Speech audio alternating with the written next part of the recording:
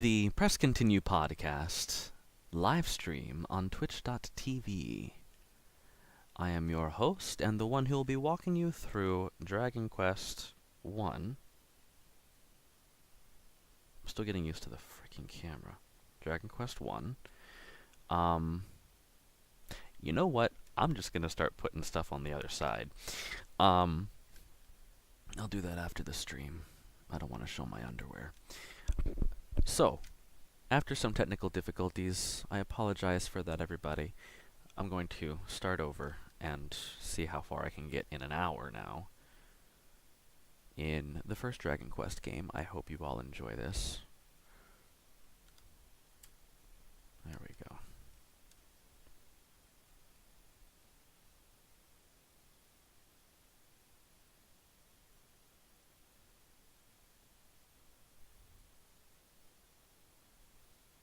Akira Toriyama, Koichi Sugiyama.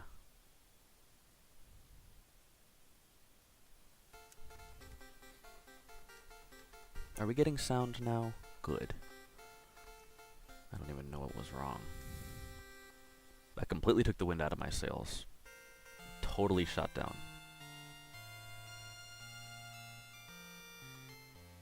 Yeah, take two indeed. Oh boy. Can't fast forward, having technical difficulties. This was not meant to happen.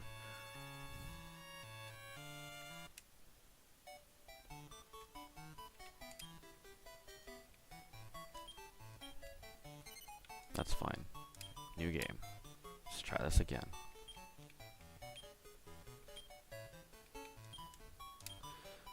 I come from a background of stage plays. Doing stage plays and doing recordings, doing performances. If something does not go right, it's incredibly embarrassing. Especially if it's done live.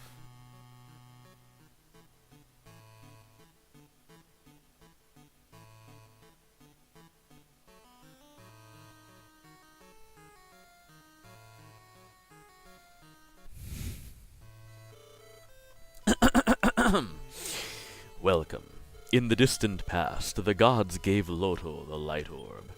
With it, he drove away the monsters that lay siege to the land. But Draco Lord, evil incarnate, emerged from nowhere and sealed the sacred orb in darkness. Without it, darkness will swallow the world. Extinction will soon befall us. Brave Roto, we implore you to defeat Draco Lord and recover the light orb. Take what you find in the chests. They should help your quest. Speak to those in my chamber. They will give you worldly advice. Let us meet again, brave Roto. I messed it up and everything.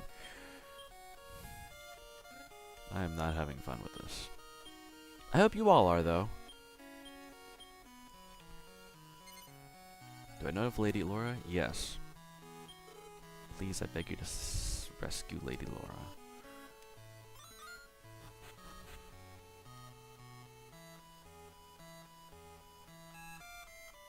Okay. Let me get my herb from the vase and then go kill some slimes. Okay, so, oh.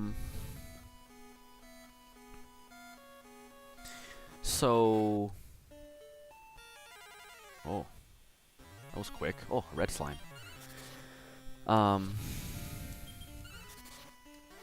So this is a remake of a or this is a port of a remake of a remake of the very first Dragon Quest game. There we go. This is a Game Boy Color adaptation of a Super Nintendo remake of Dragon Quest 1 for the Famicom. Dragon Warrior 1, Dragon Quest 1. I'm not sure why they changed the name to Dragon Warrior when they brought it over here to the States. I'm going to die. Don't want that happening. I'll lose half my money. So this game, the game was originally released in 1986 for the Famicom, and then it was brought over for the NES. And the No, I don't want to talk to you again. Stop that. No, I don't want to stay. Fine, thank you. I won't, thank you. So the the original Dragon Warrior was it's basically the father of all JRPGs. Every single JRPG owes something to the game, well, to the original Dragon Quest. A bit of a history lesson here. Dragon Quest. There we go. Dragon Quest 1 is the brainchild of a guy I believe named Yuji Horii, and he wanted to make a game based on, I think it was either Wizardry or Ultima. He wanted to make a game, but he wanted to make a game that was more story. I think he wanted to make a game that was more story oriented. So he was a programmer who worked for a bunch, not a bunch, but he worked for a company, and I believe it was Chunsoft. And they basically said, okay, you're gonna make a few games, and the last game that he made for them that was like not his baby was a port of a game called Portopia, the Serial Murder Case, or the Serial Murder Mystery Case, something like that. And once he made that game, then he was allowed to basically make whatever he wanted. So he got Akira Toriyama and I forget who and the sound guy. I forget the sound guy's name. I forget what the sound guy's name is, and I don't want to give any I don't want to give any false names here. But they basically all collaborated. Toriyama obviously provided the artwork. If anybody here is a fan of Dragon Ball, they'll recognize the art style right off. Akira Toriyama did do Dragon Ball, and I think he started Dragon Ball around the same time. I'm not sure when Dragon Ball was first published in Shonen Jump, but all the character designs, all the monster designs, all the backgrounds, everything in the game visually is based on Toriyama's artwork, and done by Toriyama himself. So Yuji Horii wanted to make an RPG modeled after games like Ultima and Wizardry, which, I mean, they had RPGs in Japan, but they didn't have their own RPG until this game came out.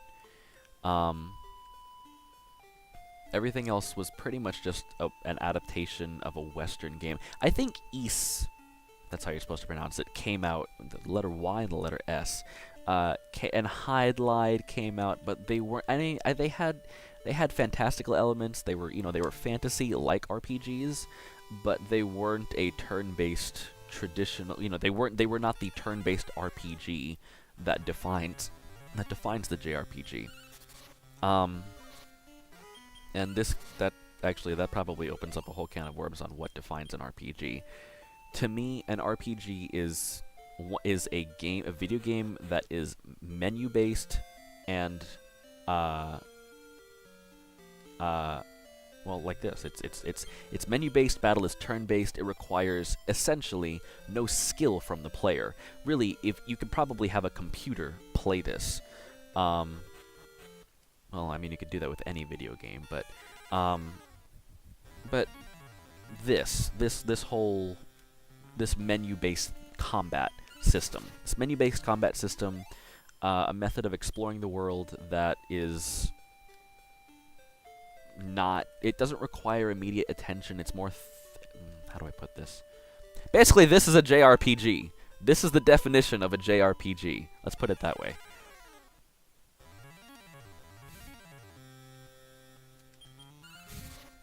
So, yeah, and then you have action RPGs where it's more like what, if I'm understanding it correctly, it's more like what, oh, I got a heal. It's more like what I think Adam mentioned Diablo a little while ago when we were talking on the phone. But yeah, everything is your character gets artificially stronger, i.e., it doesn't really require any skill from the player to become to become better at the game. Like RPGs don't have a difficulty. It's not a difficult thing to play through them. It's not something that is taxing on a person unless you're deprived of sleep. In the same way that a platformer or a shoot 'em up requires skill from the player. I'm basically just pressing A to win. Not that there's anything wrong with that. That allows for the plot of the game to take precedence over anything else. The gameplay, I still enjoy doing this. It's like, to me, this is like reading a book or watching a film. Or as close as video games can come to it without being, visual novels also. But yeah. So that's a very Reader's Digest-ish version of my opinion on my opinion of what a JRPG is. See, I'm not doing anything that is... Y'all have seen me play Super Mario Land. Y'all have seen me play Mega Man 2. Y'all have seen me play... What else did I play? Gradius 3. This does not require that much attention or precision or skill or reaction time or anything like that. This is much more relaxed, much more relaxed. It doesn't require immediate attention the same way that those games do. Anyway, so back to the history, I guess. Bit of personal history. The first Dragon Quest game I played was Dragon Quest 3. I remember when I was maybe 7, 8, no. How old was I? I think I was 8 years old. And somebody, I don't remember if it was my mom or my dad's mom, went to a yard sale and got a butt ton of NES games. And among them was Dragon Warrior 3. Now, I remember, distinct memory. I don't think my dad was in the house. I think he was outside drinking coffee or smoking a cigarette or playing chess with his brother or something like that. But so basically, the NES was in his room, at his house, at his place. The NES was in his room, next to his bed, plugged into his television. And so I only got to play it whenever he was doing something else, or whenever we, usually sometimes we would play Mega Man together. But I didn't get the opportunity to really play it too often on my own.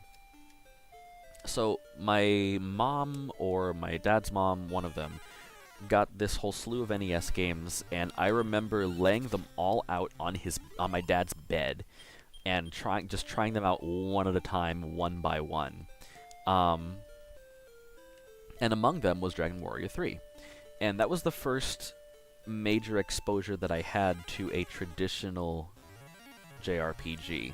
I had played Super Mario RPG before with my dad, but that sort of puts an action game spin on the traditional JRPG. It's made by Squaresoft, who are the kings of RPGs. But yeah. So I hadn't really played a traditional, well, except Pokemon, but even that is a little bit not traditional because there's a different emphasis in the game. It's still a JRPG because it's turn-based and menu-based, but I hadn't played one of the really big ones. I'd never played a Dragon Quest game, never played a Final Fantasy game, never played Megami Tensei or Lufia or Star Ocean or anything else like that. So I remember I tried Dragon Warrior 3 and I thought it was cool. The graphics were colorful. And what level am I on? 4. How much money do I have? 220. So level grinding. Level grinding is the absolute worst thing about RPGs. And I don't know really, like, some games make it fun. Let me go back to the thing, and then I'll complain about level grinding. Right. So I remember So I had played Pokemon because I was 8 years old, and like any 8-year-old in the late 90s, when Pokemon came out, I played Pokemon. Um, and I had played, and I had played Super Mario RPG, so now I was exposed to Dragon Warrior. And I remember one time my dad and I went to Toys R Us, and I saw a game called Dragon Warrior Monsters, and I'm like, okay, that looks cool. I recognize the Dragon Warrior brand. I remember playing this game on the NES, or at least looking at it, and I thought it was cool. And it's a monster game, like Pokemon, maybe. So I asked him for it, and he bought it for me. And I poured hours upon hours upon hours into that game, and it was basically now. Dragon Warrior did the whole monster collecting thing at least 3 years before Pokemon was a thing. I think it was about 3 years, because there was a Dragon Warrior 5, I believe. It's either 5 or 6. You have a member of your party called, or you have a class called a Monster Tamer, and they can convince monsters to join your party after you fight them. And that mechanic was actually done even before the middle Dragon Quest games by the Megami Tensei games, because you're supposed to somehow, supposed to talk to ghosts and demons and convince them to join your party. So yeah, but Dragon Warrior Monsters, Dragon Quest Monsters. I'm just gonna call it Dragon Quest from now on. I don't care what the title screen says. Dragon Quest Monsters. In my opinion, it was better than Pokemon, because everybody in your party got experience points. You could only have three monsters in your party, but all of them got experience points. It was much more engaging plot. Not much more engaging plot wise, but there were, at the time, there were 150 Pokemon. There were over 200 monsters in Dragon Warrior Monsters when it came out. And I know that Pokemon Gold and Silver came out around the same time, but still, Pokemon was kind of having to play catch up. Because Dragon Quest had at like 7 games under its belt worth of monsters. And yes, there are still some traditional monsters like the slimes, which I've been finding a bunch of those. But they always add new monsters with the new games, or they usually do. So yeah, so I really enjoyed Dragon Warrior Monsters, and around the same time, like maybe a year later, I think, no, the same year, this game came out, and I think my mom bought my copy for me. And then I think like a year or two later, Dragon Warrior 3 was released for the Game Boy Color. Dragon Quest 3 was released for the Game Boy Color, and I got that. And I remember playing through this. No, was it this one? I tried Dragon Warrior 2, Dragon Quest 2. I tried Dragon Quest 2, and it was much harder. It was much less one-sided, I guess. No, not one-sided, because okay, if you'll notice, all the monster fights that I've had so far are all one-on-one fights. The first Dragon Quest game is only one-on-one fights. Once Dragon Quest 2 I have to stop calling it Dragon Warrior. Once Dragon Quest 2 came out, they expanded it to have, I think you can have, like, you only get 3 members of your party, and when you start the game, you only have 1 member in your party, and it's you. Or your, whatever you call yourself, whatever you call the Prince of Laurasia. Or whatever the kingdom's called in Japanese. So you could have 1 character of yours against, I think it was like up to 6 monsters at a time, and you'd have to kill monster after monster without dying. So it's much more brutal. I don't want to say harder, because RPGs aren't difficult in the same way.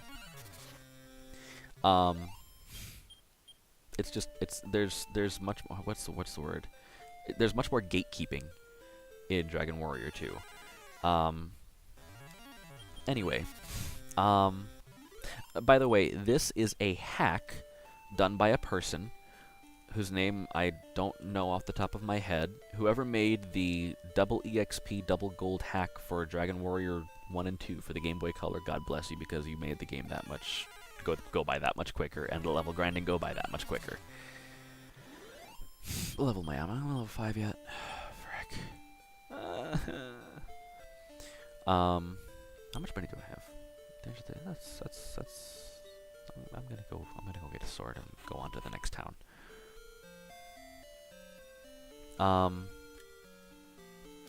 So I'm gonna be cheaper. Copper sword. Yes, I want to equip it now. Give me my sword. Thank you. Okay.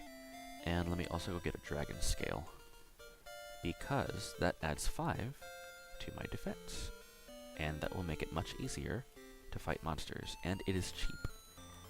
I think it's really cheap. How much is it? It's like 60 gold. Oh no, 20 gold. Not even 20. Oh, okay.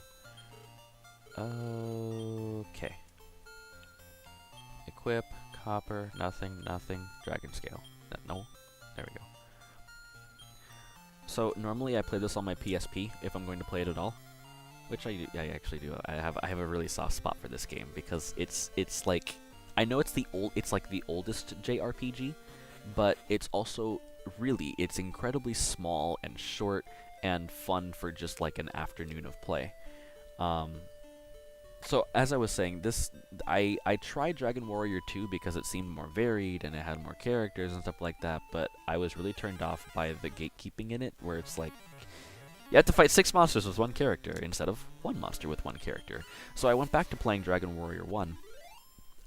Again, this is like 17 years ago. I wasn't even a teenager yet. Early 2000s. And I enjoyed this a lot more. I had to look up a walkthrough and stuff like that to find out what to do, but now I know the game almost like the back of my hand. And I remember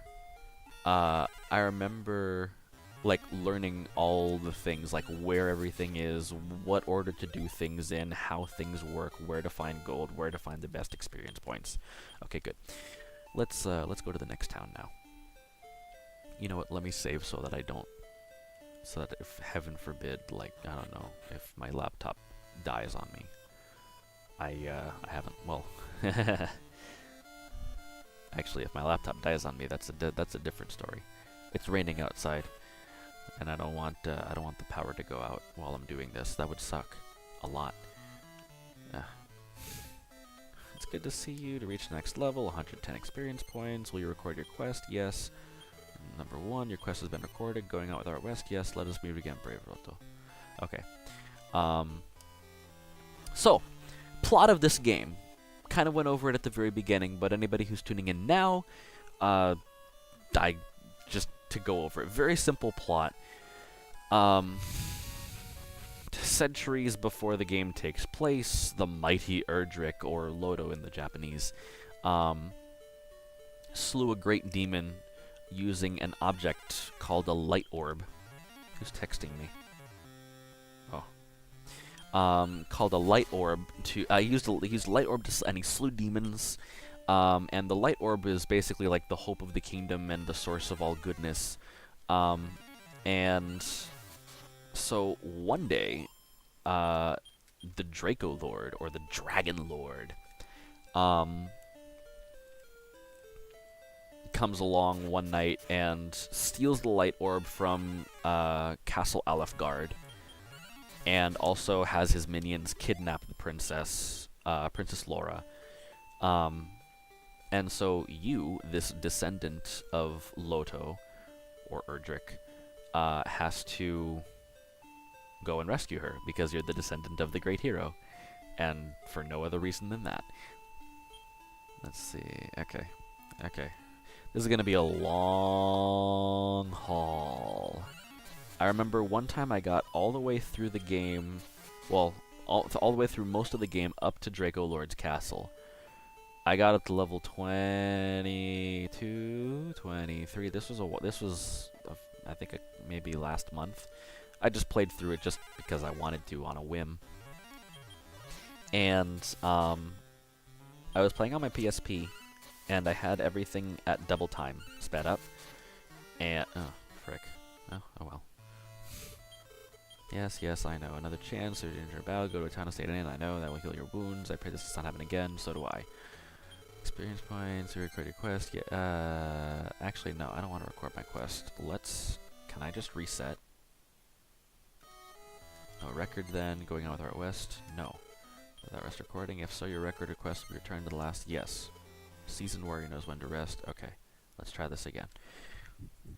So yeah. So I was playing at double time, and I managed to get through most of the game in like 2 hours, so I can only imagine how far I'm going to get here.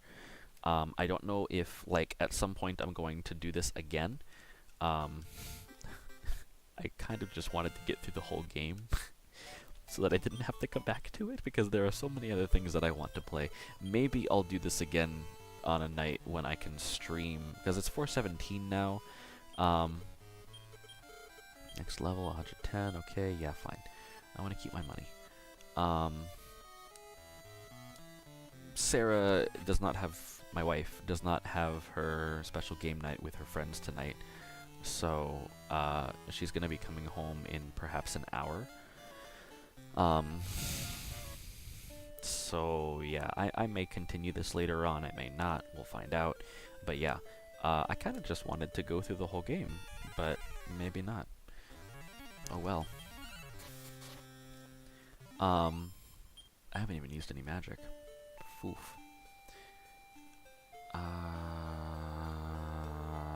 Yeah. So, what was I talking about? Words, sentences, spooky. Ghost is dead. Foof.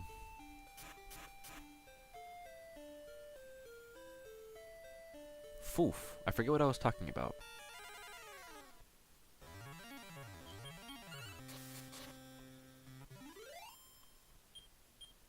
Right, the plot of the game.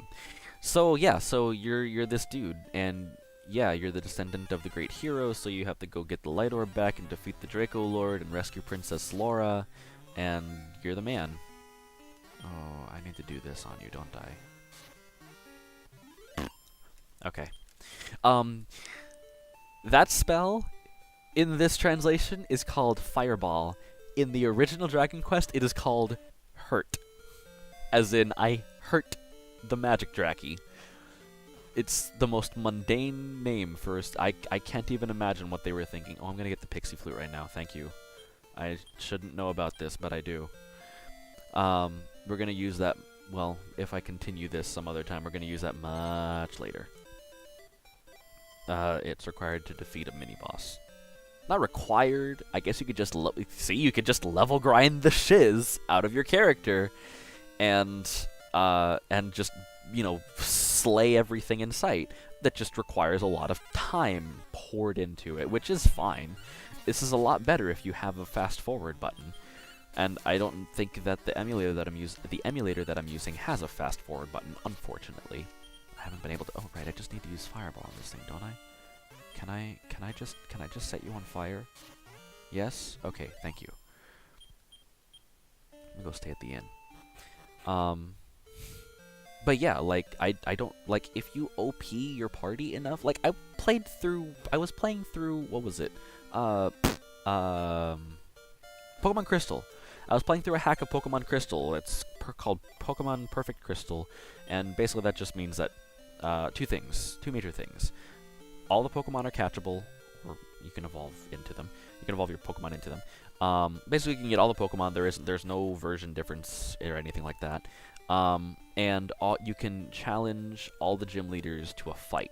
So when I got to Faulkner, I basically just fought him over and over and over and over and over again to rack up money and experience points. Let's see if I can I set you on fire? Ooh. Please don't kill me. That's functional. Okay, great. Yay. So I'm gonna go up to level 10, which is gonna take a while.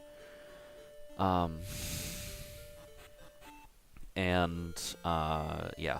So what I do whenever I play RPGs, I don't do the thing where like you go to the new area and it's like, oh, look, new monsters, let's fight them and level grind.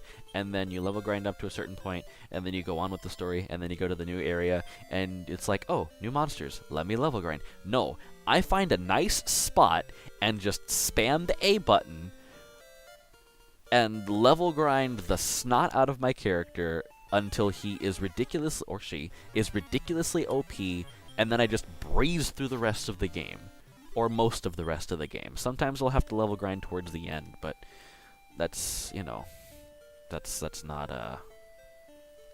I don't think that might be the case here. So we're gonna get up to level 10 or so, and then we're gonna get some keys. I don't even know if I'm gonna have time for all this. Oof. We'll see. We'll see how far I can get. I may just continue this. Maybe I'll continue this next week when I can do the stream in the evening. Right. So yeah, Sarah's my wife. She's not gonna be going to. There's no game night for them all tonight, for her and her friends tonight. So she's coming home, and I want to spend time with her because we're watching anime, and yeah. So that's why I'm doing this in the afternoon, because I want to spend the evening with waifu. As in my waifu, not anime waifus. My waifu is my anime waifu. So yeah, what else can we talk about? I'm probably not going to play too many JRPGs on BGB because it's not fast forwardable. But I have considered doing other JRPGs for the NES and the Super Nintendo. There are some really cool ones for the Super Nintendo and a couple of really cool ones for the NES. Dragon Warrior really just launched a whole big new whole new genre for Japan to play around with. Final Fantasy, the first Final Fantasy was intended to be a clone of Dragon Quest. There are a butt ton of them for the Famicom. Not so many for the NES. We got a bunch of Ultima games, which are but there are a few that are really quirky and a few that are like legit gems for the Famicom. There's one game called Sweet Home, and I may do that one around Halloween. I've not always, but I have wanted to play through, just sit down and play through that game one day on Halloween, completely blindly. I've dabbled in it here and there, but it's really kind of its own thing. It still has the structure of a JRPG, but it's sort of it's a mixture of JRPG and survival horror game, kind of like a lot of the RPG Maker games like Eve and Yumeniki and Mermaid Swamp and stuff like that, except they're actually actual monsters to fight instead of just exploring. And then there's a game that came out in the early 90s called Sansara Naga, and it's a mixture of this with virtual pet elements, because you're supposed to raise a dragon like from pre-birth. Like you get an egg, you pick an egg at the beginning of the game, or towards the beginning of the game, and it grows into a dragon. And once it gets to be like a teenager, it can go out with you, like out into the field and fight monsters and stuff with you. And once you defeat monsters, you can pick which monsters you want it to eat. And depending on which monsters it eats, its intelligence will go up, or its strength will go up, or its defense will go up, or its luck will go up. And it has an Indian mythology aesthetic. It's really cool, and the ending is just mwah, it's beautiful. I may do that one actually. That was really fun. That was It wasn't. I mean, it was adventures. J.R.R. Tolkien said adventures are never fun while you're having them, And I think that that's pretty true for JRPGs. There are some JRPGs that are a lot of fun, especially the ones that mix genres in with the traditional RPG format, like Final Fantasy VI, like Star Ocean, like the Tales games. Star Ocean and the Tales games are basically action RPGs because battle is determined by button presses. Like, there's still kind of an automated aspect to them, but it's not like you still have the player still has some agency on whether or not things like hits land and stuff like that. It's just it's not as robotic as this, but it's not as engaging as like a Mega Man game. But yeah. And then the Super Nintendo is like the king of well, before the PlayStation. Oh no, PlayStation. Yeah, the Super Nintendo has. I was talking to Adam. The Super Nintendo, in my opinion, is the greatest console ever made. It had the absolute best library, and it has some of the greatest games ever made on it. Final Fantasy VI is the epitome of the RPG genre. Nothing can best it. Nothing can overthrow it, in my opinion. In fact, I could probably write an essay on why the game. In fact, there's a website called I think it's called the Game Design Forum, and they wrote a huge essay picking apart the design of Final Fantasy VI. It is magnificent. It's really cool. They go over the music, they go over the characterization, they go over the plot structure, they go over the game mechanics, everything. It's magnificent. Yeah, I know, lies all lie. Adam doesn't know what he's talking about. The Sega Gen. He and I were talking, and maybe I don't know. I threw at him the idea of possibly doing a podcast on this. The Sega Genesis was Nintendo's major competition in the marketing nonsense. Yeah, Genesis does what Nintendo don't, like have a poor library. The Genesis had an awful library of games because Nintendo had all the deals with all the third-party companies. They had Konami, they had Capcom, they had Taito, they had Square, they had Enix, and yeah, the Super Nintendo is really known for, as the JRPG machine. And I mean, Sega had some RPGs, but everything that Sega had on the Genesis had a better equivalent on the Super Nintendo. The Fire Emblem games, Genealogy of the Holy War, Thracia 776, and Mystery of the Emblem, those were all worlds better than Langrisser and than the Shining series. Platforming, Mario has always been a better platformer than Sonic. Sonic, don't get me started on Sonic games. In fact, let's save that for the end. The only thing I think that the Genesis may have over the Super Nintendo is the shoot-'em-ups, and that's only because the Genesis has a slightly more powerful computer processor than the Super Nintendo. And I'm not trying to bash the Genesis or anything like that. I'm just, speaking my opinion. I mean, it's not really my opinion. It's kind of objective fact. The games on the Super Nintendo pushed the video game genre much further than anything did on the Genesis. And the games that are on the Super Nintendo are usually a lot. Yeah, I know a lot. Okay, no, Earthworm Jim was much better on the Super Nintendo. What are you talking about, Adam? The sound was better. The visuals were better. In fact, the Super Nintendo is technically a more powerful system in every way, except for the processing power. In other words, how fast the computer can read a game. It had a greater palette, instead of the washed-out palette of the Genesis. It had 16, I believe it was 16 PCM channels instead of the traditional, like, 5 channels plus FM synth. And it had a better library. Genesis sound chip was yes, it was! I'll tell you what, the Genesis had a fantastic sound chip for bass. There were a handful of games that really took advantage of what the sound chip could do. Langrisser or Warsong was, in my opinion, was one of them. I'm actually a big fan of the Genesis sound.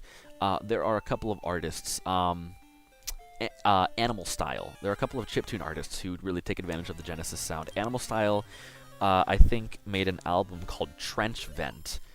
That is, it's supposed to have like a deep sea underwater theme to it, and he pumps some really cool sounds out of the Genesis sound chip. And who else? What's his face? Oh gosh, who made Mode 3? Oh my gosh, what's his name? Oh, I forget his name. It's gonna come to me later. But yeah, digital. Yeah, that's because they didn't know how to use it. But the chiptune artists who have tried their hands with the Genesis sound chip have made some really cool sounds. Oh gosh, what was his name? He made Mode 3. Oh my gosh, his name escapes me. He made an album called... Oh gosh, I even forget what the album's called. He made an album called Mode 3, and that uses the NES sound chip. But he did another one that was I believe it was a Genesis sound chip. Except Streets of Rage soundtrack, you can't beat it. Yeah, exactly. Like the opening to Streets of Rage, that total plagiarism of Enigma's track.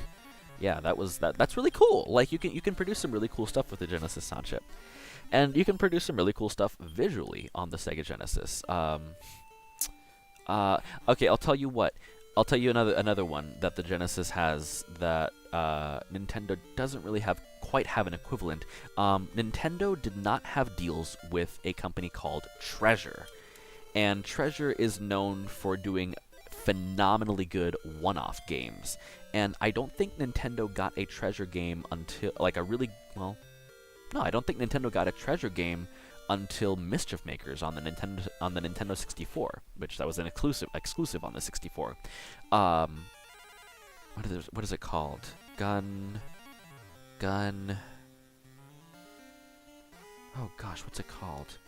Gunstar Heroes. Gunstar Heroes. Gunstar Heroes on the Sega Genesis is fantastic, and I don't think there's anything like it on the Super Nintendo. Dynamite Headdy is a really nice platformer on the Sega Genesis. The thing is, there are better platformers on the Super Nintendo. Gunstar Heroes is sort of a cross between a shoot 'em up or a run and gun and a beat 'em up.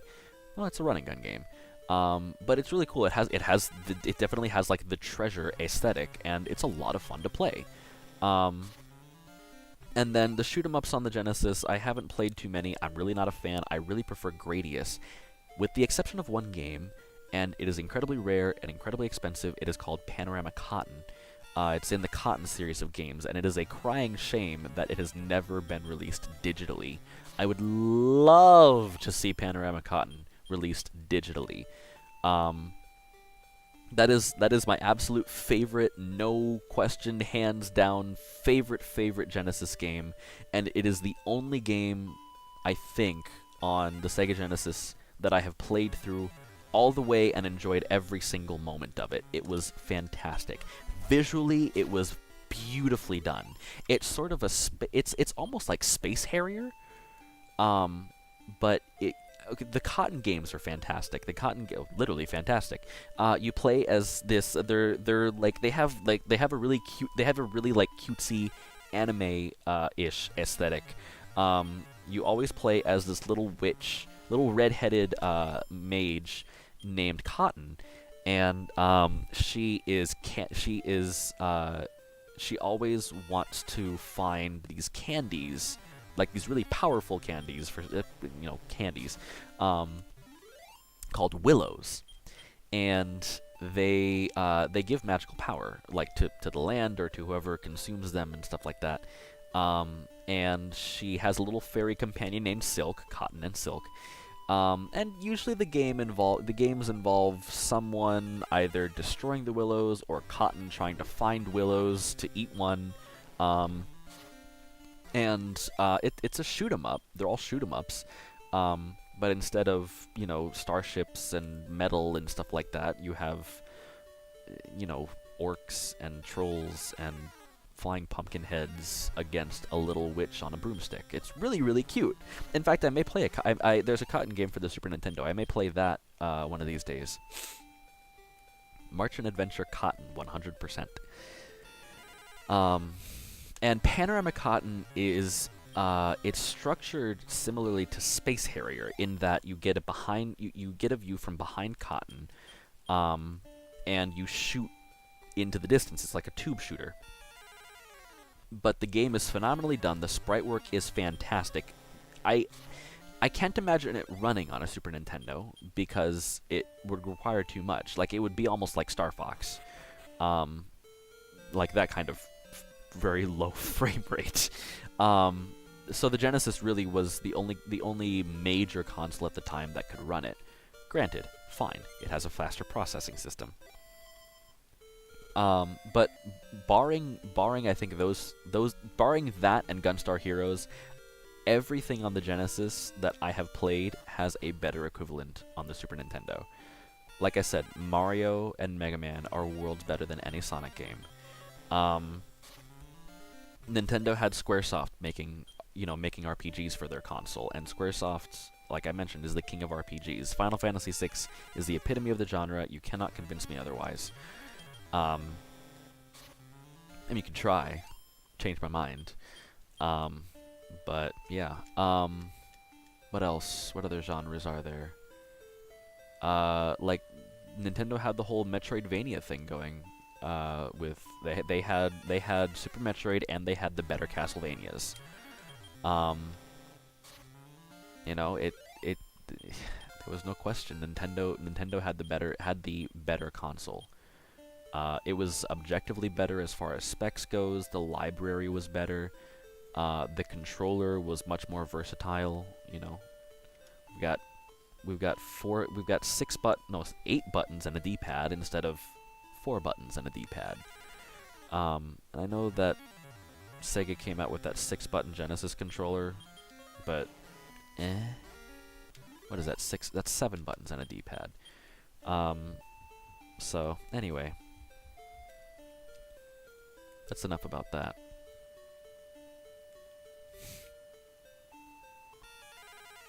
Frickin' monsters. My wife was blowing. Oh my gosh, 13 new text messages. A friend of mine mentioned that there was something going on this Sunday, and so I texted a picture of the sundae, of a sundae, like an ice cream sundae. And my wife and all of our friends just blew up my phone with texts about the stupid sundae and how they wanted one now, and how I need to buy them one. And I'm like, no. So, what level am I on? Am I on level 10 yet? How much money do I have? Whoa, that's a lot of money. Can I buy a... No. Can I buy a silver sword yet? How much is a silver sword? Let me go... Oh. Let me go stay at the inn real quick.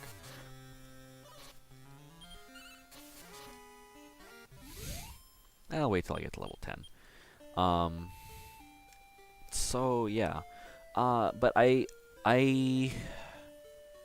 because there were a lot of games that I missed out on, and I mean, I'm not opposed to playing Genesis games. I played through Langrisser. I played Phantasy Star on the GBA Phantasy Star collection, and I have fond memories of that. Simple as it was, and it was a Master System game, not a Genesis game, but the music was great. The music was fun. The characters were likable. It was a traditional like 80s JRPG. I enjoyed that. Phantasy Star 2 is painful almost.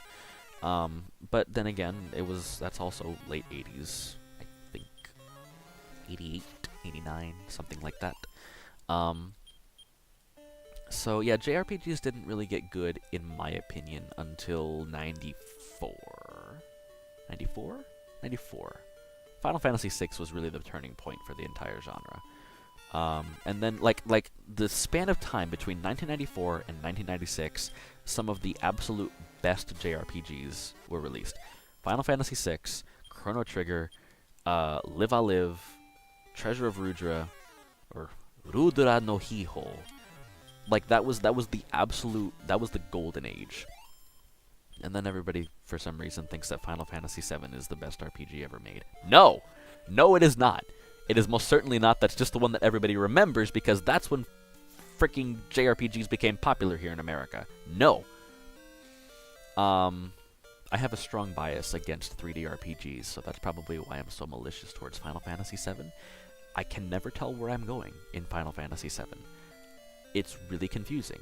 And I don't, this is tile-based. If I go down one space. If I go right one space. You don't get that in a 3D RPG. You're technically still playing a 2D RPG, it's just more confusing because you can't tell where anything is! I also played Saga Frontier, which I have a kind of a soft spot for the Saga games.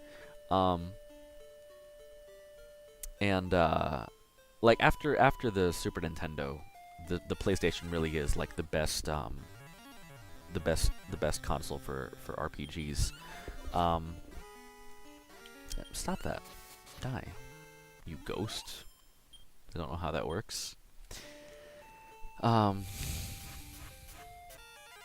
Because Squaresoft sort of jumped ship. Well, no. I'm sorry. No, they did not jump ship. There's like that sort of misconception in the gaming community that once the PlayStation came out, Squaresoft jumped ship from Nintendo, like completely rejected Nintendo, and went to Sony. That is not true at all. They continued to produce games for the Super Nintendo. By the way, I'm gonna do this completely blind. I don't need to light the way. I know this section like the back of my hand. You go all the way down, and then right all the way, then down all the way, then right all the way, then down all the way, then left until you hit a rock, go up one space and left. Right, down, right, down. Frickin' monster.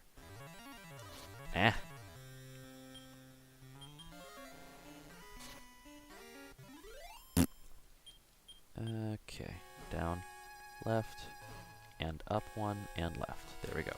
Very easy. Very easy.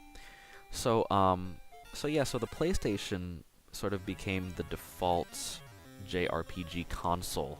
The whole thing with Sony was that they offered third-party. They had their own development studio, kind of like Nintendo. It was Sony Computer Entertainment, Sony Computer Entertainment Interactive or something like that. Sony Computer Entertainment, SCE. And they had, they had their own development studio. They made Ape Escape and Legend of Dragoon. But the big draw to the PlayStation was that it was a console capable of producing 3D polygons. It was a very powerful console, and it was very easy to develop for. Like it was the everybody was eager to explore the new console, to explore the third dimension and all that. And Nintendo came out with the 64, and Sega came out with the Saturn, both of which were really, really cool and had really good exclusives. But the Saturn and the 64 were very difficult to develop for. I remember looking into this one time. I don't remember exactly what all the specs are, but I remember one thing was the PlayStation models were based on triangles instead of squares. The 64 was based on squares. Don't exactly know how that's good or bad because I've never worked with game design in 3D. Like, I've never done any graphic design, really. My back is itchy. Um, but yeah, it was from what I've read from a programming standpoint, the PlayStation was much more accessible and much easier to develop for than the oof. Oh, thank goodness. Than the 64 or the Sega Saturn. The 64 was literally technically, the most powerful console of its generation. The other two consoles were 32-bit consoles. They just found ways around that, I guess. But Nintendo lost a good chunk of their third-party support to Sony, and that's a whole big debacle because of the whole decision to go with Philips instead of Sony to develop a disc-based system for the Super Nintendo, or not a replacement, but like that's the whole CDI story, and I don't want to talk about that because it's awful. Get some keys. 1, 2, 3, 4, 5, 6. Can I take more? No. Okay, fine. Get anything here? Oh, look at that. Anything here? Oh, defense seed. That's nice. Defense seed raises your defense. Yay. Or your guard. Could there be any weapon or armor that is powerful enough to defeat Draco Lord? Yes, it's called Loto's Sword. Let me see. Okay, so I've got some keys. Where do I go now? Look at the sunstone. Ugh. It's got big cheeks.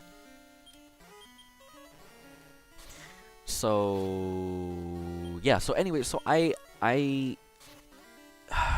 since I found out that I can hack my PSP, I've basically been playing a whole backlog of games for the NES, the Super Nintendo, the PlayStation, the Genesis. Well, not so much the Game Boy or Game Boy Advance, because I have most of the games that I want for those consoles. But basically, I've been buying all these old games on eBay with the little money that I give myself to spend, and playing them. Most of the games I need to patch with the translation patch.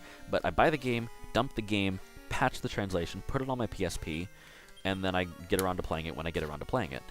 But most of these games are JRPGs. And it's easy to pick up a JRPG and level grind a bit, put it down, and then on my days off, I play through them more thoroughly so that I can get all the major plot points and such. At my desk at work, I have... I don't know if I should mention this. I won't mention it. But I have a, well... Yeah. I keep a personal list of the games, of the RPGs that I have for the Super Nintendo, the NES/Famicom, the Game Boy Advance, and the PlayStation.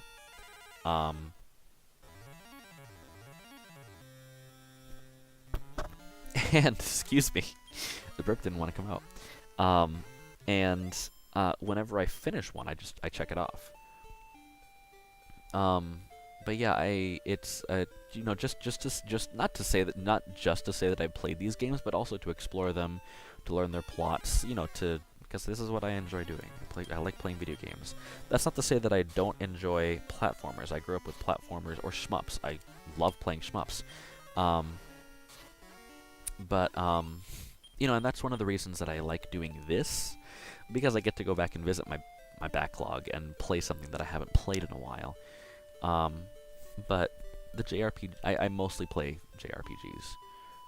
That's what I spend, I would say, at least half of my gaming time doing. Maybe 60%, 60 to 70% of my gaming time is spent playing JRPGs. Really like them.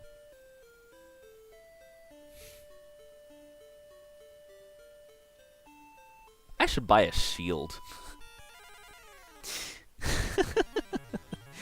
I need something for my defense. Really badly. Yeah, I forget using fireball, I'll just hit him with the sword. Ugh.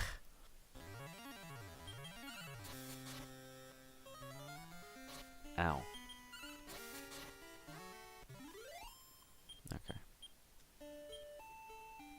Is anybody even watching this? I don't know if anybody's watching this. If you're watching this, please leave a comment. Leave a comment. You know, let me know that you're alive, present, that somebody is listening to all these ramblings that I'm doing. What do I come back here? Oh, right, I came back for shields and armor. How much money do I have? That's not that much. No shields. Okay, cool. Oh, hey. Is that you, Josh? I think that's you.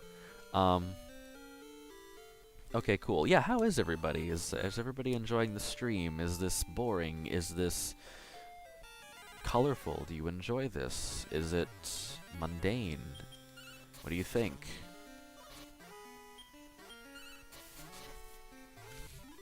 Okay, yeah, it's you, Josh. I probably shouldn't say names. Sorry. But yeah, it's this is I hope this I really hope that I think I mentioned it earlier, but one of the reasons I'm apprehensive about playing like really strictly like strict JRPGs like this is sorry. Is because I'm afraid that like level grinding, like I mentioned, level grinding is the worst part of JRPGs. Some games make it fun, like Final Fantasy VI, because they give you that real-time thing, and you have a lot of variety in what you can do, like spellcasting and such, and skills. But like the really traditional stuff where it's just fight, item, skill, or run, as well as amount of games I have played through. Yeah. Yeah, exactly. Like I don't even do Steam. Like I'm not really interested in doing Steam games. There are a couple that I would like to play for this. I would love to play through Undertale. It's not a Steam game, but I would love to play Yume Nikki, just so that everybody can see how bizarre it is. Steam is, oh good heavens, man. That's quite a bit. Yeah, exactly. I know that like Steam just hands out games. Yume Nikki, Y-U-M-E space N-I-K-K-I. It translates to Dream Diary.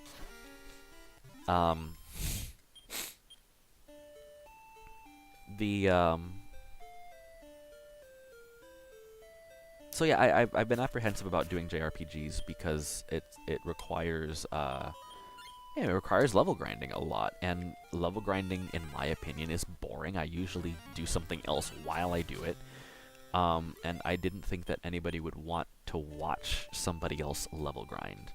Jaderade, if you're listening, you know, here's a shout out. You mentioned that I would be surprised by what people are willing to watch, and okay. If y'all are enjoying watching me level grind, good on you. Let me go save my game. What time is it? 4:50. Okay, I've gotten a decent amount into the game. Well, as far as level goes, I haven't really done much, but once you get your level high enough in Dragon Quest 1, you can kind of just breeze through all the stuff that you have to go find. Good to see you. Reach the last level, 426 EXP. Recorded quest, yes. Where should this be recorded? Here. Quest will be recorded. Going to west? Yes. Okay. Oh my goodness. How long has the stream been going on? Can anybody tell me? What's the timestamp on this? Or time? Yeah. What's the time on this? I've only been playing like maybe an hour.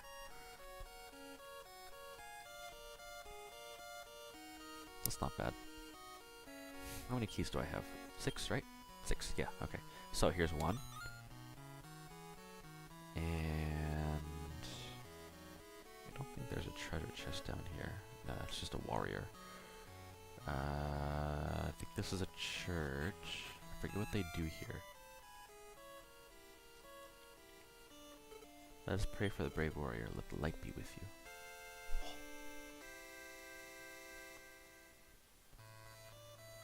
Oh, yay. You're so young and yet you are on a dangerous, demanding journey. I'll pray for your safety. Thank you. That's nice.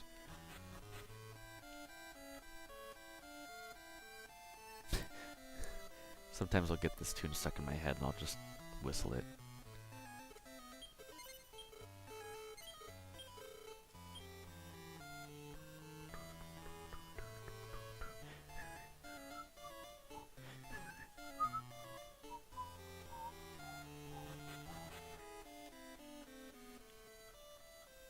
Okay, here we go. Here's one of the major plot points. Ah, Roto. I knew of this.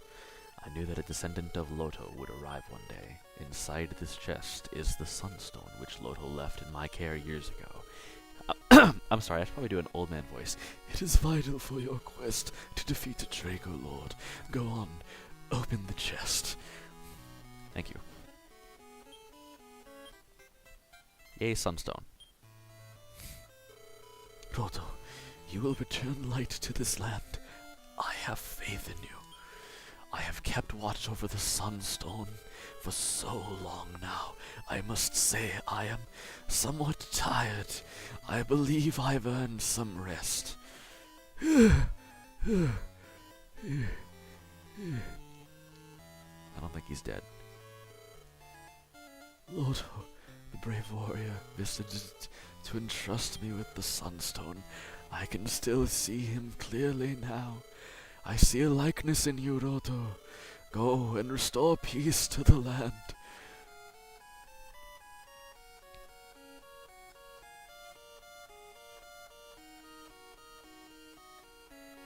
Make us find the damage comes from. Yeah, okay. Yeah.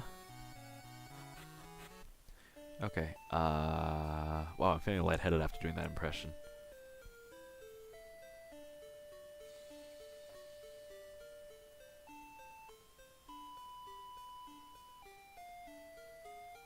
Okay. Okay. Where to go next? Where to go next? Where to go next? I need to rack up some EXP. Actually, no, you know what I need? I need gold to buy a magic... to buy some magic armor. Because magic armor, I think it restores your MP as you walk. Thank you. So let's see. That red and black area, it's a poison swamp. So it drains your HP every time you take a step. I think it's like -2 HP every time you take a step. If you remember, in the castle there was an area that was like, it looked like ice. It was blue and white. I think that drains a whole lot more. It's called like a magic barrier or something like that. And if you walk through it, it drains a ton of your HP every step. So yeah. How's my HP doing? That's not bad. So yeah. I know where to find a monster that'll give me a butt ton of gold. The trouble is beating it.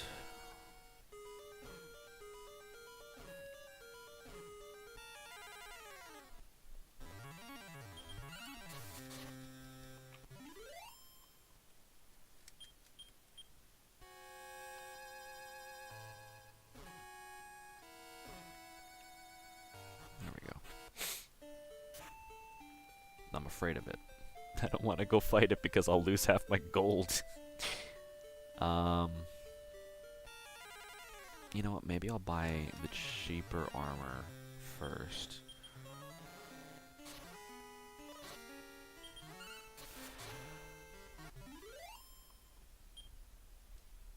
Ah, excuse me. How much money do I have? 25. Oh, frick.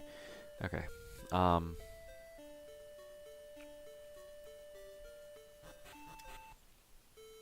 I haven't decided what I'm gonna do next week. I may just finish this. If I don't do this, I'm probably gonna do an NES game, but I haven't decided which one yet. I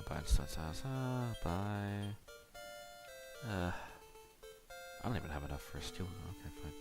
I'll buy the iron armor. No, that's okay. I want a shield, though. I don't think there's a place I can buy a shield nearby. I'm hungry. That's repellent.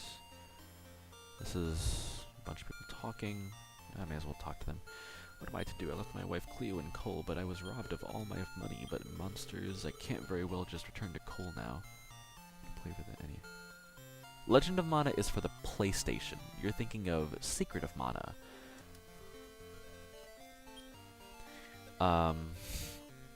That's the Mana series is kind of interesting because it's sort of it started out as a side as a gaiden or a side game to monsters will soon come to this town. Heaven help us. The way you're attired tells me you're another fan of the brave Loto. Loto's history is really mysterious. He's rumored to have come from a different world. No, it's okay. Draco Lord could attack at any time. I can't focus on my business. That's nice. Maybe that's why there isn't a merchant that can sell me a shield here. Yeah, the Mana series. We call it the Mana series here. In Japan, it is called Seiken Densetsu, or Holy Sword Legend.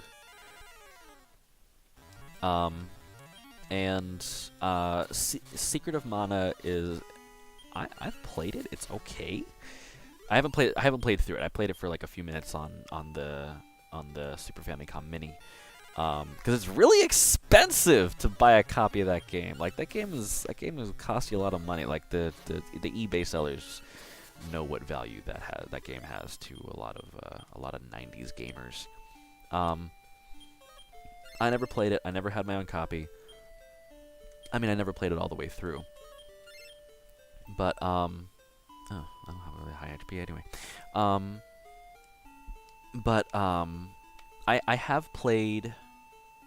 I have played Sword of Mana, and that's considered to be like not that great. Actually, I haven't played through all the way through any of the Mana games yet. But they're action RPGs in the sense that they're very Zelda-ish in terms of like fighting. But they have RPG elements in that you level up. They're sort of like Zelda 2. They have RPG elements in that you level up by killing monsters and your character gets artificially better. I would stay away from the remake for the PS4. It also came out on Steam. I would stay away from that because that did not get good. I have not seen a good thing written about the remake. I've read that the remake isn't that great. That is the remake of Secret of Mana. If you're gonna play Secret of Mana, play the Super Nintendo version.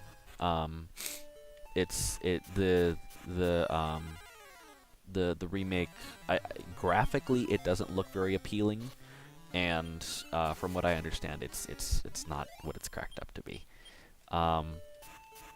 It is nice, however, to see SquareSoft re-releasing a lot of their older properties.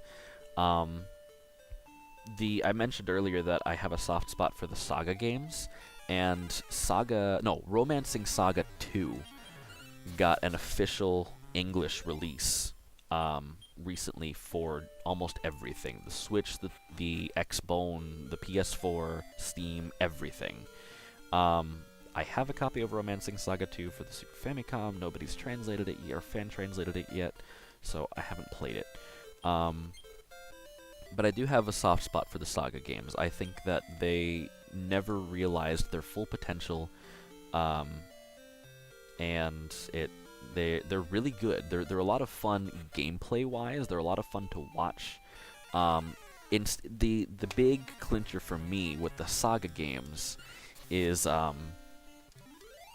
that instead of doing what I'm doing here, level grinding for experience points,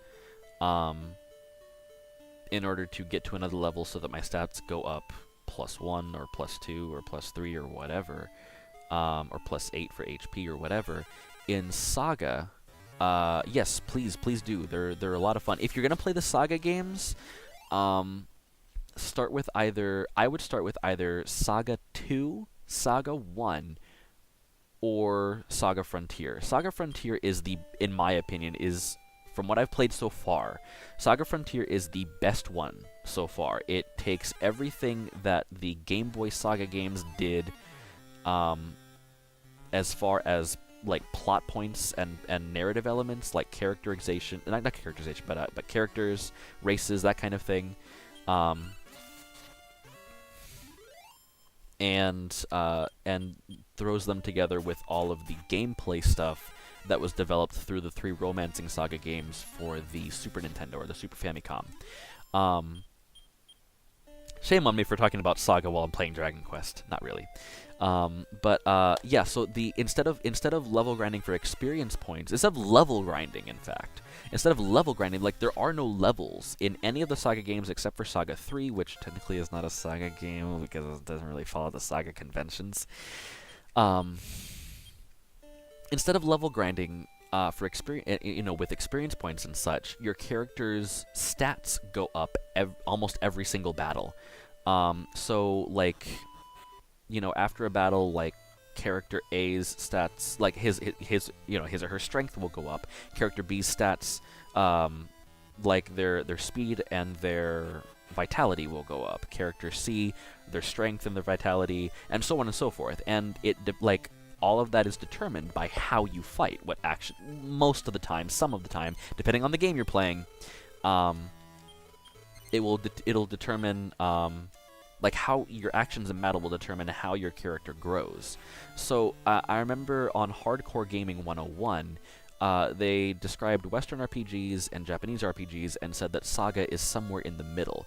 It has, like, plot usually isn't the focus in, or narrative elements usually aren't the focus in the Saga games. It's mostly about the gameplay, like it is in Western RPGs. But yeah, the Saga games. If you're gonna play the Saga games, you don't have to play them in order. In that regard, it's kind of like Final Fantasy, where none of the games really are connected to each other. If you're looking for the American or the Western versions of the games, of the first 3 games, they're not called Saga. They're called the Final Fantasy Legend. They were marketed in the United States as the Final Fantasy Legend in order to capitalize on the Final Fantasy name.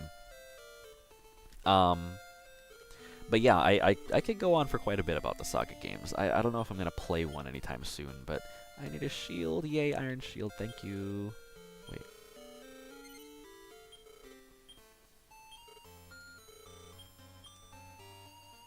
Oh, I get a little sprite change. I got my shield. Yay!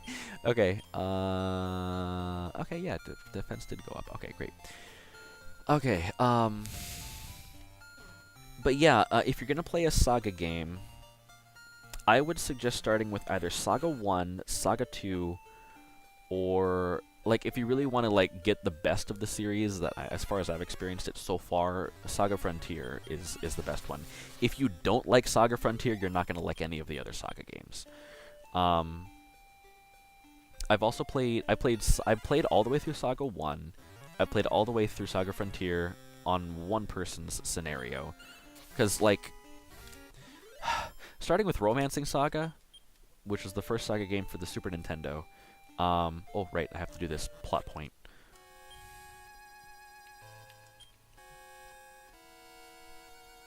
This might not count, but have you been playing Dragon Quest Builders? You should. That's not really my thing. I'm not really into the whole, like, build your worlds, Minecraft style game. I'm not that creative. At least not in that regard. If I'm gonna make something, I'd prefer it to be poetic or musical. Um, I know that's like the newest Dragon Quest thing.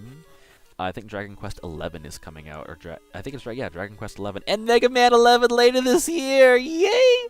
I know Dragon Quest 11 is coming out, but honestly, I haven't really been like die-hard interested in a Dragon Quest game.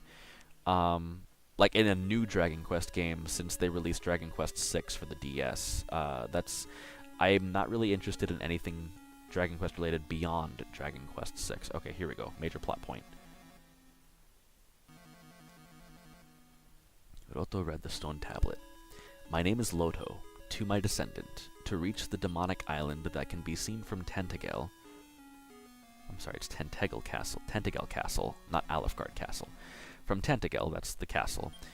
3 magic implements were needed. I used them to cross the sea and defeat the Lord of the Demons. I will entrust the 3 mystic items with 3 sages. Their descendants will guard them. When evil returns to that island, collect the items and fight it. The 3 sages are waiting. It is your duty to go, my progeny. Or, is it so... Did he say, is my duty to go or so go?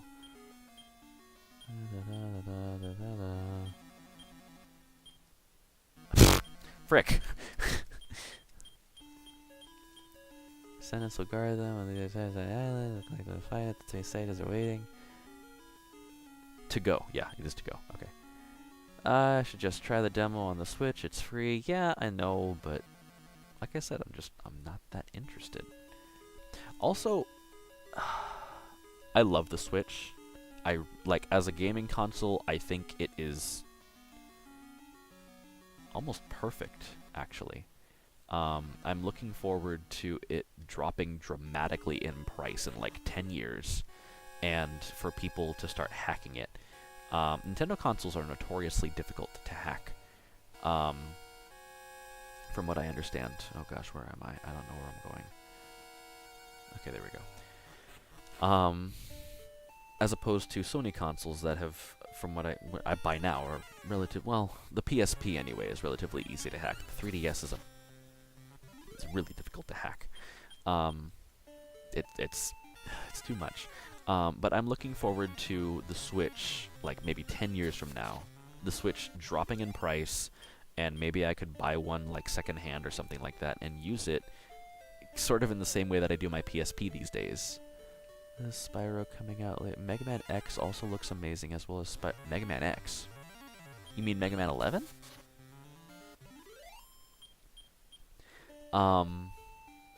Yeah, I never got into the Spyro games, so I'm not as excited about that as other people might be. Sorry.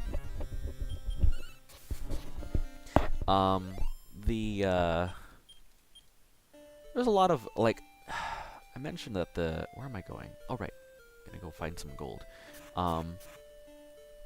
I mentioned that the PlayStation is sort of became the console for RPGs. Mega Man X for the PS4? I don't know about that.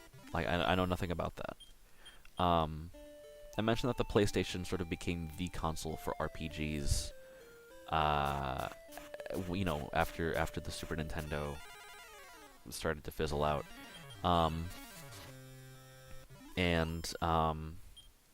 Frick, I forgot what I was gonna say. Foof. What was I gonna say?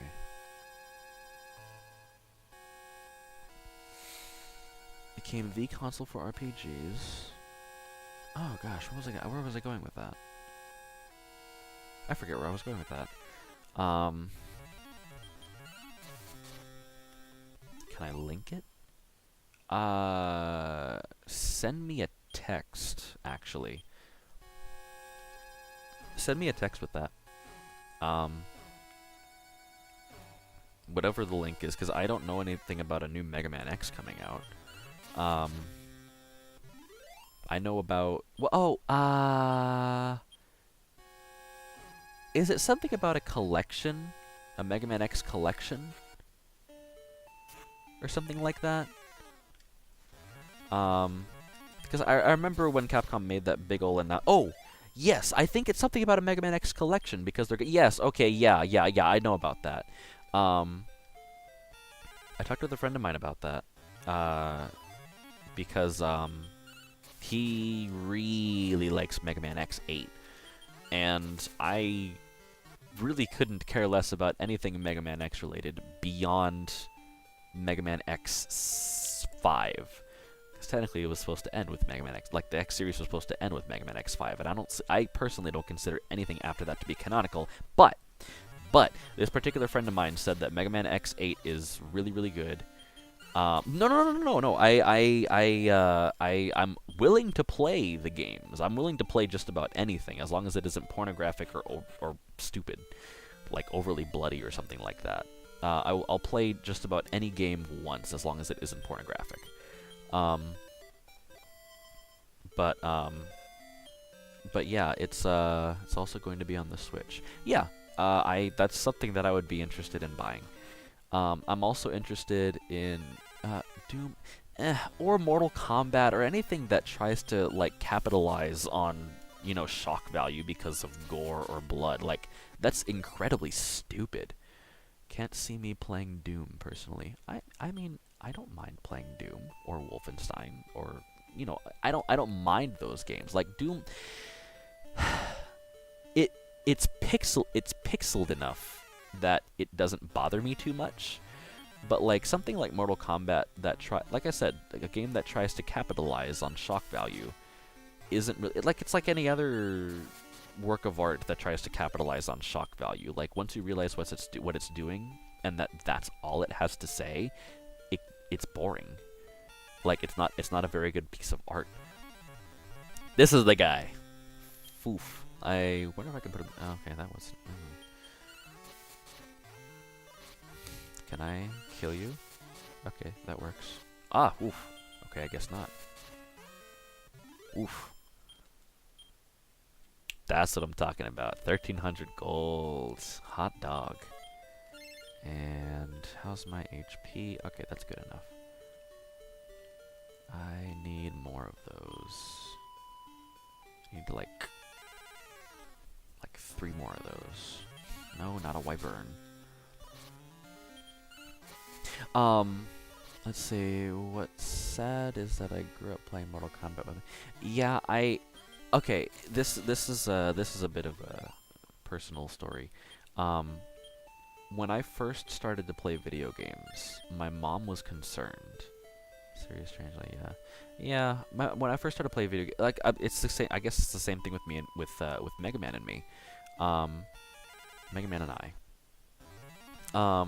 When I first started to play video games, it was in the mid-90s, and my mom was concerned about me being so interested in video games, and my mom told my dad that he was not to introduce me to any games that were excessively violent. And of course that included Mortal Kombat, and I think that was exactly what she ought to have done. So I was never interested in that kind of thing, and now that I'm, you know, I mean, that kind of thing is appealing to a 9-year-old, a 7-year-old. Like, I see kids come into the library where I work all the time and pull comics off the shelf that are clearly not for kids, like Marvel and DC comics that are clearly not for kids. And I think that, I mean, I don't know exactly what is appealing about that to them. When I was, you know, I loved Mega Man, and technically, like, games are inherently violent. That, you know, even something as simple or as supposedly innocent as chess is modeled after a war. But, you know, so I have no problems with games being violent. It is being gratuitously gory in that violence that bothers me. If it's not something, there's insane sex appeal as well. What, in Mortal Kombat? Yeah, I mean, well, okay, that's another thing. I know that, like, traditionally fighting games have all the major fighting games have some female character in in a revealing outfit. Street Fighter has it with Chun-Li and I forget the other girl's name, the one who's wearing the one piece that kind of functions as a thong. But yeah, like all the major fighting games have girls have a female character in a revealing outfit. So Cammy, thank you. Yes, Cammy. There's a guy who, and Kill and Respawn, you may be interested in this. It's a fun game. It's the only traditional fighting game that I've ever been able to kind of hold my own in. It's called Skullgirls, and it's available on Steam. And it's a lot of fun. It's sort of a fight. It's the fighting game to end all fighting games.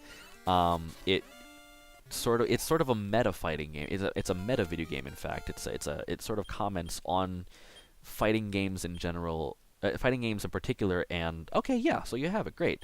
Sort of comments on video games in general and fighting games in particular. All the characters except for 2 are girls who Yes, I main Valentine too. I main Valentine too because she's fast and you can get all sorts of combos in. Yes, absolutely. But yeah, so I really like that game as a video game because it shows like it's very self-conscious. Yeah, the ninja nurse. It's very self-conscious.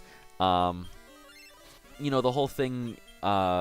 The game's been out for a while, so I'm sorry if this is a spoiler for anybody, but like the whole thing at the end of some of the characters' story arcs, like where the goddesses who made the universe where these characters are fighting are playing a fighting game. Like that's some really cool commentary on, not commentary, but like that's a really cool sort of poking fun at video games that the creators did.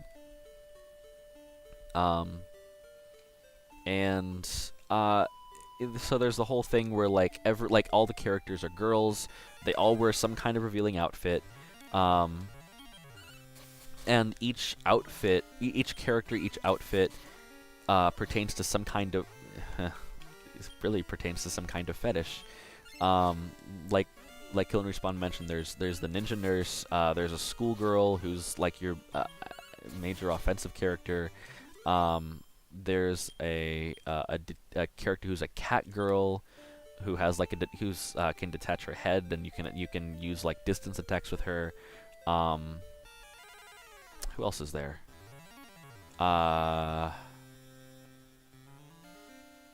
What's her name? Squiggly, I think her name is. She's also really cool.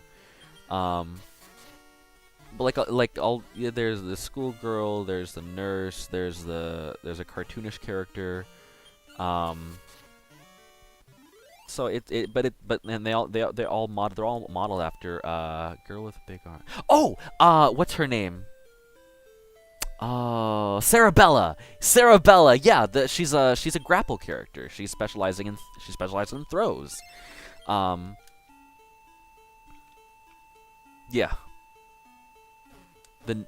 Oh gosh, that thing was creepy. Like that's not even. I don't even think that's like female. I forget what her name is. I know what you're talking about, the nun, but she's not really a nun. She's this like cosmic Lovecraftian horror. How much money do I have? 6. Okay. Yeah. So, but yeah, that game is fantastic. Like I rank that like that's I really like the whole meta game thing that was popular around that time. It was Skullgirls, Shovel Knight, and Undertale. Like all those games sort of came out around the same time. And that's like, as a scholar, that's what I'm interested in. I'm interested in video games that comment on the medium.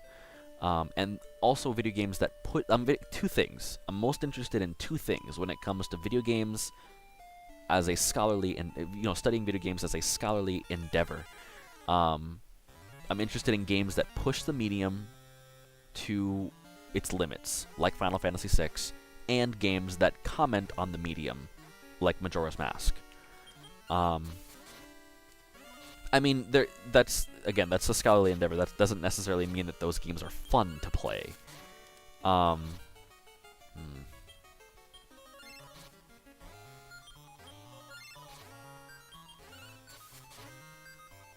Okay.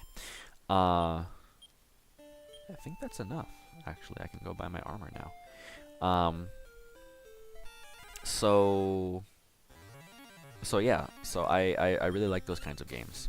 And usually when I'm playing a game, if it even remotely looks like it has some kind of meta commentary on the medium, I immediately gravitate towards that. Yumeniki is like that. What other games are like that? Yumeniki. I can't think. It was Shovel Knight. Shovel Knight was kind of like that, a little bit. Subtly, much more subtly, because it's sort of a it's an homage to like the golden age of platforming in the late 80s, early 90s. There we go. Oh, I got another 1,300 gold. Yay! Let me heal myself so I don't die and lose half my money. I can get this. Can y'all hear me better now if I put the mic a little bit closer to my mouth?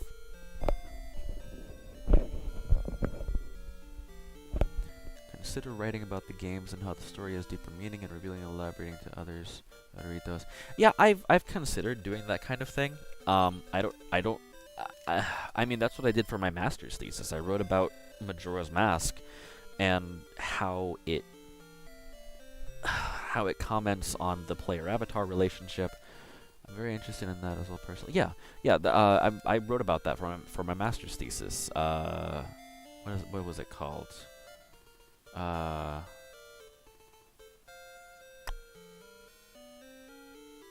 forget what it was called.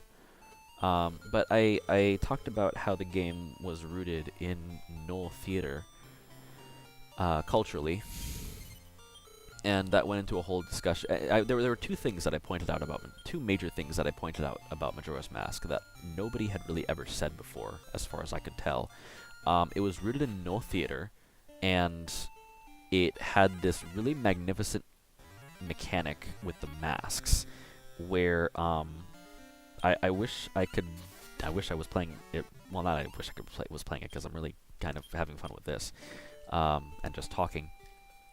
But whenever Link puts on one of the masks, it always, like the first time you put on one of the transformation masks, the Zora mask, the Goron mask, the Deku mask, or the Fierce Deity's mask, you're required, like the game, you cannot skip the short cut scene, but you're required to watch the cut scene where Link puts on the mask. Where does the camera go when Link puts on the mask? It looks at Link. Now, Miyamoto has gone on record saying that Link is the player. That's one of the reasons that he's a silent protagonist, and you are supposed to be able to project yourself onto Link. You are Link. That's also why his name is Link, because he is the link between the character and the game. Deeper meaning of people. I mean, that's sort of how art is. Like, they're supposed to, I mean, that's it's not a matter of it having a deeper meaning. You just have to be able to decipher what the creator of the game is trying to say. Like, that's one of the things you learn as an English major, how to read a book. Oof. But yeah, so the camera is right in front of Link as when he puts on the mask. Now, like I said, Miyamoto has gone on record saying that Link is the player. That's one of the reasons that his name is Link. Well, that is the reason that his name is Link. He is the link between the player and the game. It's the method. He's the method by which the player explores the world created by the game designers. So, this sort of ties into the whole Noh theater thing, and without getting into that too much, Noh theater is a traditional it's a traditional theater style that's at least 1,000 years old. Comes from Japan, of course, and oh right, that makes me not lose. HP if I step in the swamp, right. It's a traditional theater style. It is very oblique to non-Japanese people, and even to most Japanese people. Like, I remember when I was studying Noh theater for my master's thesis, some of the writers that I was reading said that it is not uncommon for people to fall asleep during a Noh theater performance and only wake up for the good parts. But one of the big things about Noh theater is the masks. If there are like the main actors always wear a mask of the character that they're meant to portray. Sometimes it's the mask is supposed to be just a man. Sometimes it's a woman. Sometimes it's an oni. Sometimes it's an old man. It depends on the play. It depends on the production. But the mask is, according to Noh tradition, the mask holds the spirit of a god. And when the actor puts on the mask, it's done in the dressing room in a Noh theater, in a Noh theater, in the theater itself. The dressing room is called the mirror room. I do this all much more articulately in my essay. The dressing room is called the dressing room is called the mirror room, and there's a huge mirror, and whenever the actor puts on the mask, it's very ritualistic, and he is required to, when he puts on the mask, he's supposed to sit in front of the mirror, and his spirit meshes with the spirit of the god in the mask.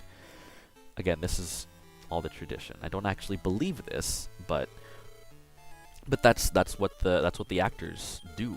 They become one with the spirit of the mask. It's not a possession in the Christian or the Greek sense. It is not a spirit riding. It's not like which traditionally is almost like a spirit or a god riding.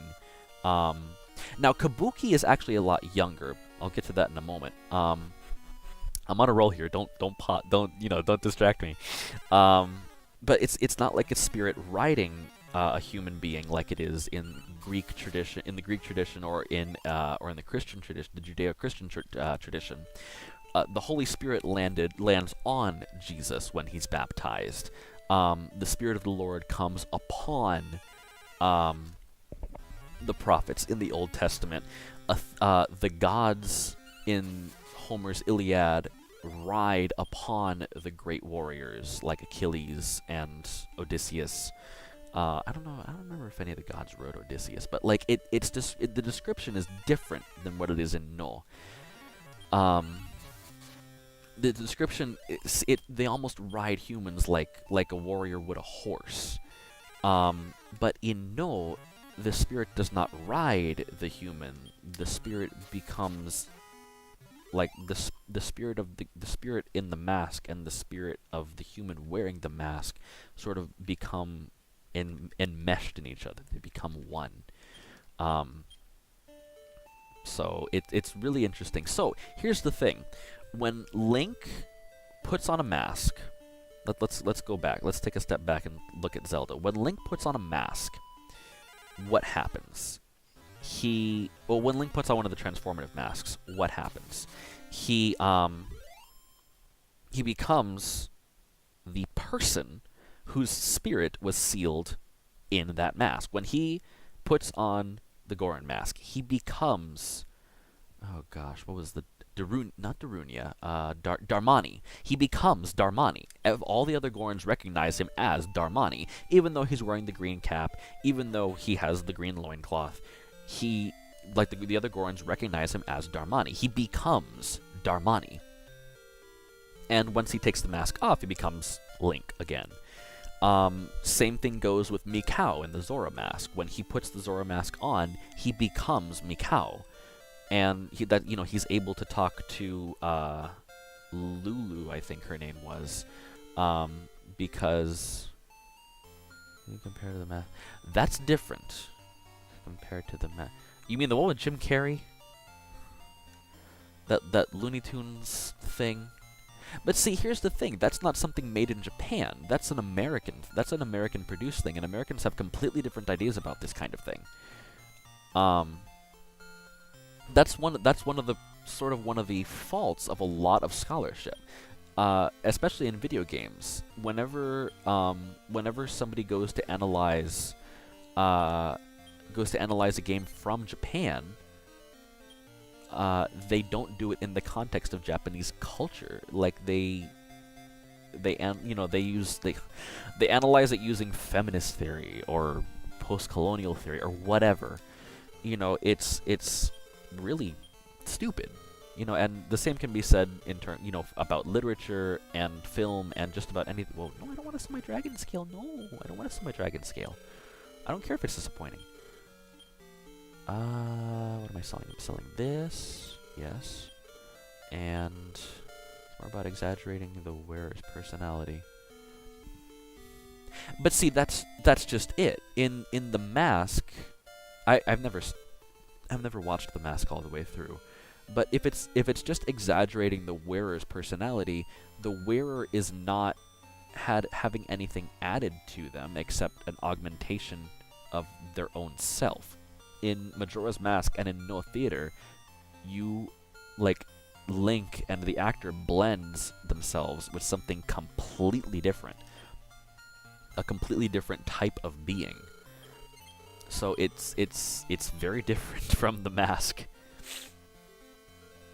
I can see the difference. No, that's okay. And you mentioned Kabuki. Kabuki is actually a much younger theatrical tradition than No. Also, No has its roots extremely deep in Shinto. In fact, it is very much sort of it's the theatrical product of the Shinto religion, you could say. You cannot separate No from Shinto. Kabuki is a little bit different. I haven't studied Kabuki enough to know whether or not it's part of the same tradition. However, I do know that the style of No Theater and the style of Kabuki are polar opposites almost, if not, well, they are polar opposites, if not almost polar opposites. No Theater is incredibly minimalistic. The focus is on the emotion through the words and through the chanting. If you watch a No play, no, I think Shinto is incredibly interesting. I'm not freaked out by that. I love studying world religions. I think they're incredibly interesting. I think it's really cool to see how other people view the supernatural. I studied on Shinto. Yeah, that's really cool. So yeah, let me talk to these people so that I get, so that y'all get some exposure to the game. You came from Tentego? There was a cave on the way, yeah? There was a cave on the way, yeah? That's where they put up a memorial for Loto, the legendary hero. I saw it. The monster flew off with the princess to the east. Is there someone who'd save her? Yes. Pardon? There is someone? Then please go get word to him. The princess was taken east. Okay, thank you. What was I talking about? Right. So, no, I forget what I was talking about. Right, Kabuki. So, Kabuki and sociology as well. I'm not as much interested in sociology, actually. Where is it? There it is. You know what? I should buy some herbs. 5 keys. I should buy some herbs. But yeah, I really enjoy studying world religions. Okay, so Kabuki theater is, so No Theater is very minimalistic, and the focus is really on the emotion as portrayed by the chanting done by the actors. If you watch or even listen, just listen to a No play going on, it is haunting the way that the actors recite their lines. They use a very subtle and ghostly, or it might sound ghostly to our ears. They use a very subtle and hauntingly ghostly vibrato whenever they recite their lines. It's really cool to listen to. But it's very minimalistic. There's hardly anything on stage. Like they use props are almost non-existent in No Theater, and everything is supposed to sort of just be done by imagination, and that probably has something to do with when it was produced. I don't know if they didn't have the technology or what, but it's mostly just supposed to be characters relating to each other, kind of like really early Greek drama or really early Christian drama from the Middle Ages. It's mostly just characters talking to each other, and that's sort of what a dialogos is. A dialogue. That's sort of how That's how the Greek theatrical tradition grew. It was originally. It's interesting to look at the comparisons between the Greek tradition and the Japanese tradition. The Japanese tradition for no theater grew out of Shinto, and the most important no play. I forget what it was called. I forget what it's called, but it's basically prophetic chanting that is absolute nonsense. Gee, I can't believe I forget the name of it. It's basically prophetic chanting, absolute nonsense, and it is done by an actor wearing an old man mask, an oji-san mask. What did I come back here for? Right, I came back for keys.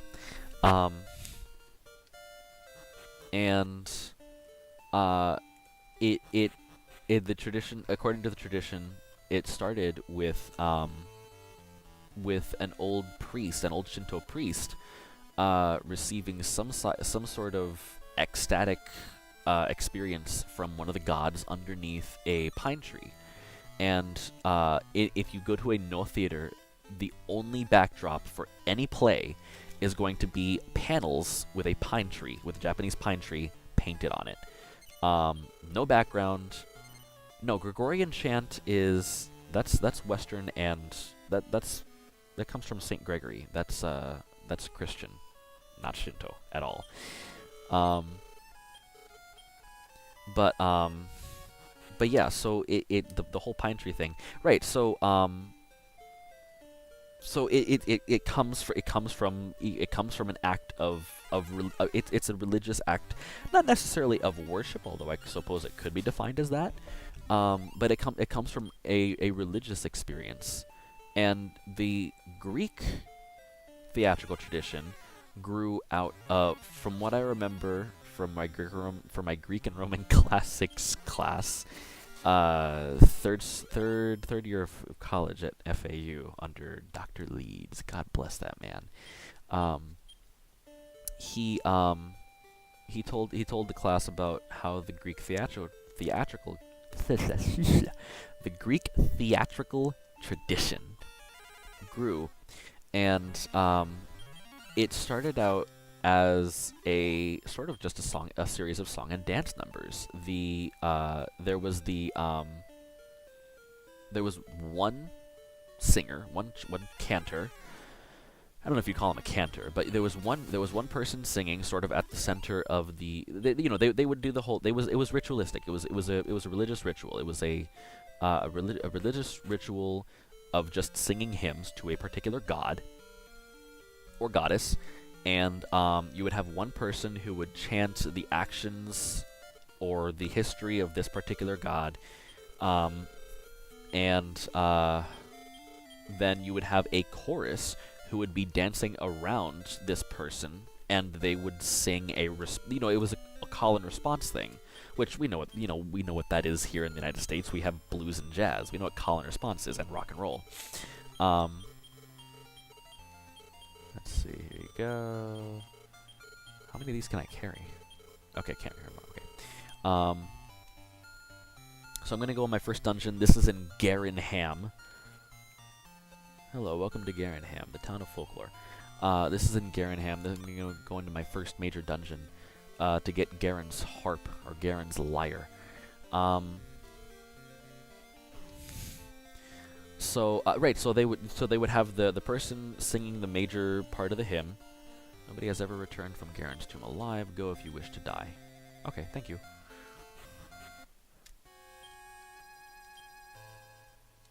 Radiant.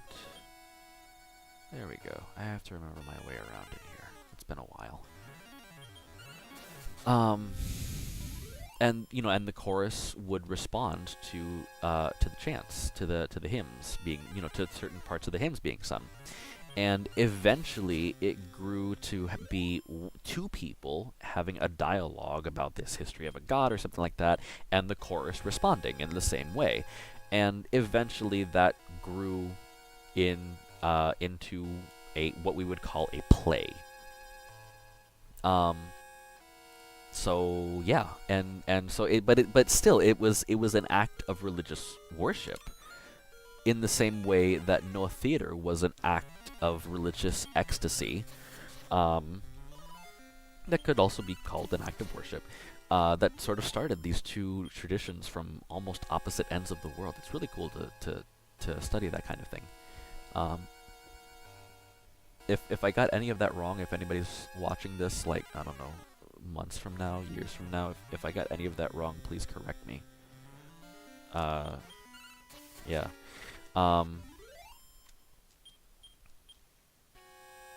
So yeah, I forget how we got to that. Majora's Mask. I don't want to go down those stairs. But yeah, so I don't know what else to talk about.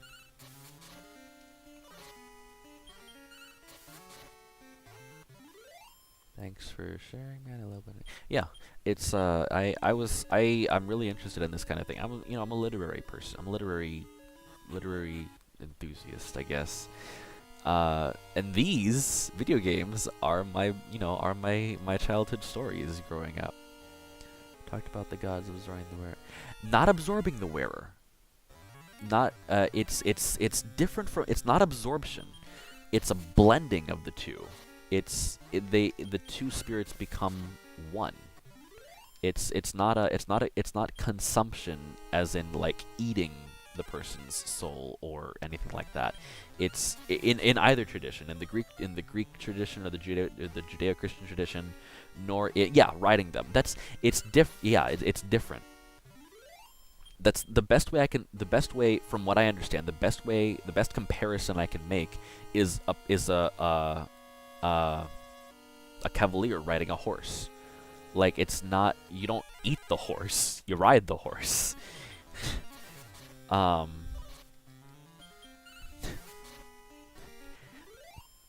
But see, that's what we here in the West would call possession. When a prophet in the Old Testament or a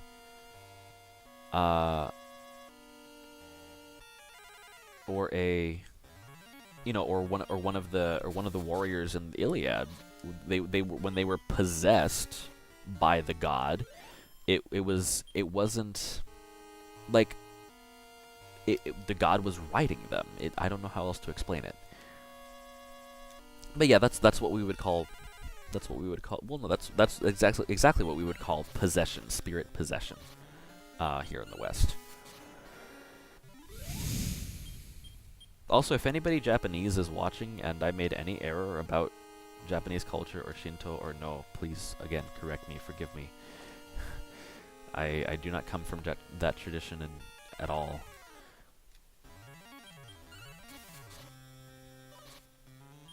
Oof. I just noticed some of these sprites seem slightly asymmetrical. I mean, obviously they're asymmetrical, but like in the face, like one pixel is in the center and the others are not. Let's see, I'm looking for another set of stairs. Oh, Spectre. And it is dead.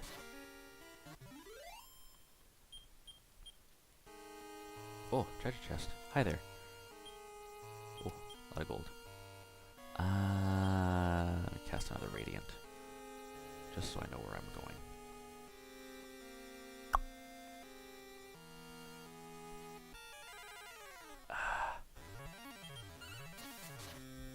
My legs.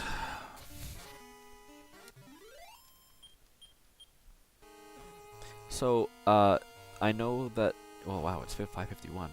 I know that this is not at my usual time. I'm not streaming at my usual time, which is 8 o'clock. I started streaming this around between 3:30 and 4. So anybody watching this not live, I apologize. As I mentioned earlier in the video, my wife, usually every other weekend or so, my wife does a tabletop gaming thing with some friends of ours. And that's one of the reasons that is this where I'm supposed to go? Poopy. You know what? I think that other set of stairs is exactly where I was supposed to go. Foof!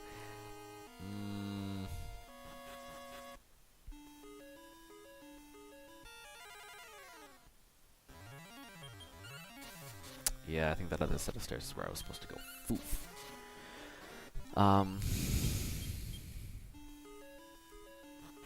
So yeah, so I usually those are the nights that my wife has game night are the nights that I stream. I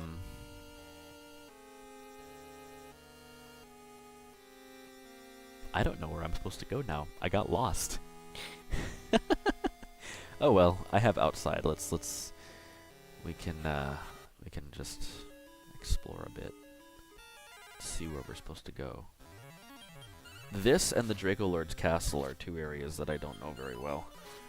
I sort of just have to feel, not feel things out, but I have to sort of wing it whenever I do these two parts. I do not remember the map of Garen's Tomb at all.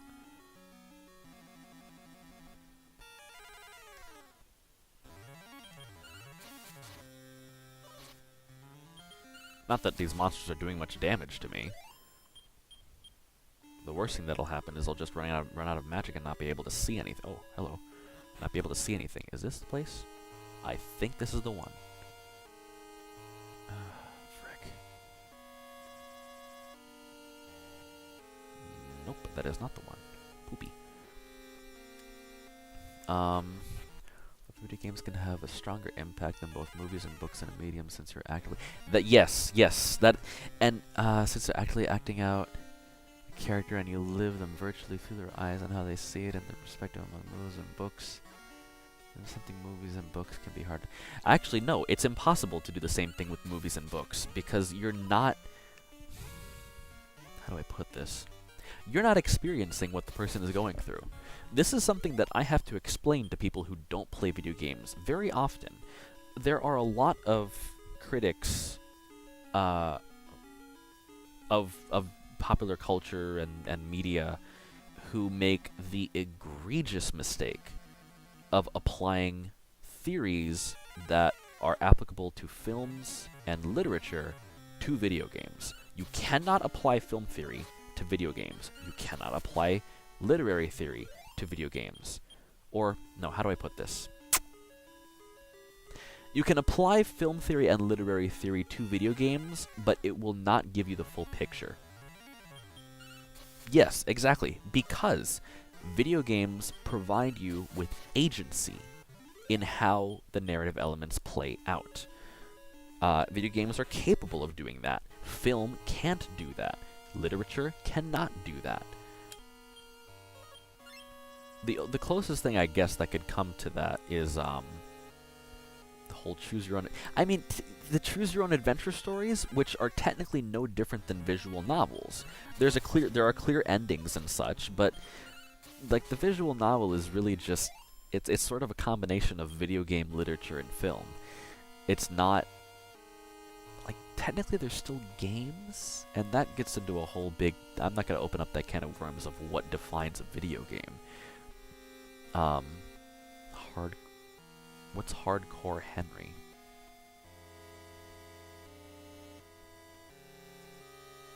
Seriously, I don't know what that is.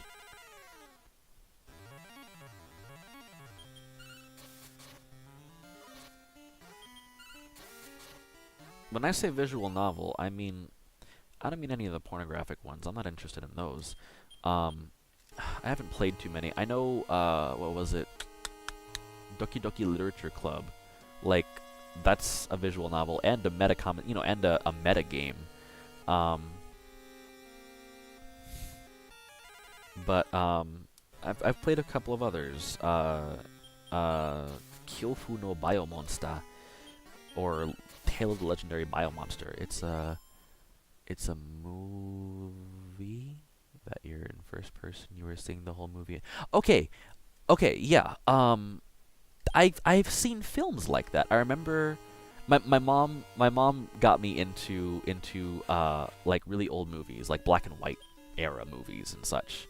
It's like you are him, and yeah, I've seen a film like that, and I have seen films like that, plural. I don't know where the heck the floofing stairs are. But I've seen a film like that. I remember there was my mom and I watched a detective film like that where the whole thing was in first person. That's really cool, and like I think that's a fantastic film technique. I think that's really neat. And is this the place? Is this where? I don't think this is where I'm supposed to go. And I mean there are novels written in first person, and there are some novels that are written in second person. I've never read a second person novel all the way through. I've seen passages from second person novels. I think it's weird.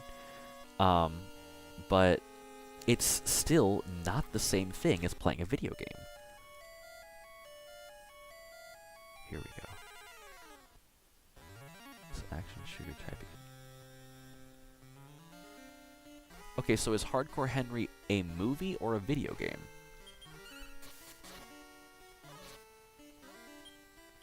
Because I'm not familiar with this at all.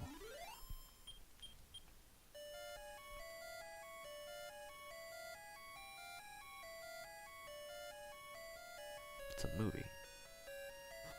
Okay. Action shooter. Okay, I see what you mean. Because when you said action shooter, I was thinking like video games, like Contra. I'll look into that. That sounds interesting. But I mean, still, it doesn't give the consumer of the media agency. What's this? The shiny harp? Roto obtained the shiny harp. Roto check on her foot. Okay, let's get out of here.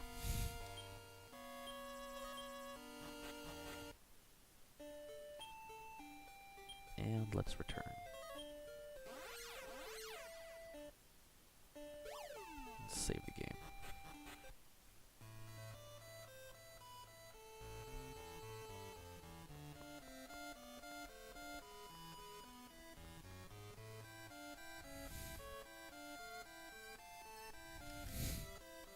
Just a sec. I'm texting my wife because I don't know where she is.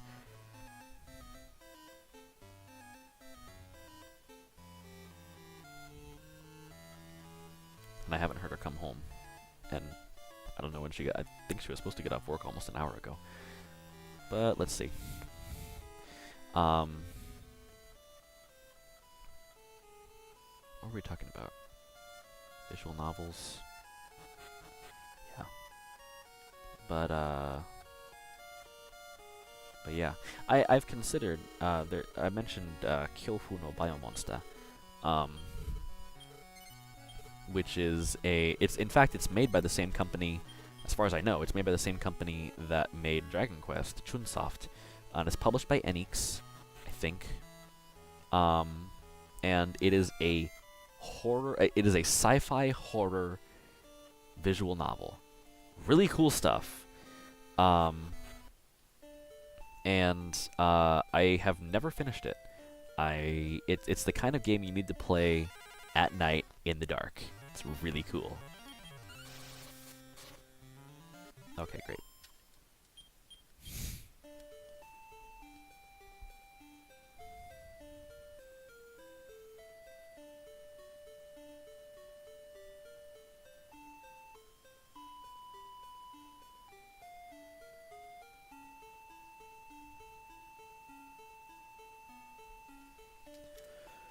All right. I'll tell you what. I will. I'll send you a link. There's a website called the Visual Novel Database, and it has information on everything, on like every single visual novel as far as I know. I'll tell you what. I'm going to save right here. Now that I'm on level 13, and I'll pick this up I might pick this up next week and finish it off. So anybody who missed the stream today, you can watch this video on the Press Continue Podcast's Twitch channel. And it's been recorded. Are you going out without rest? No. A seasoned warrior knows when to rest. Take all the rest you need, Roto. I will await your return. Okay. So.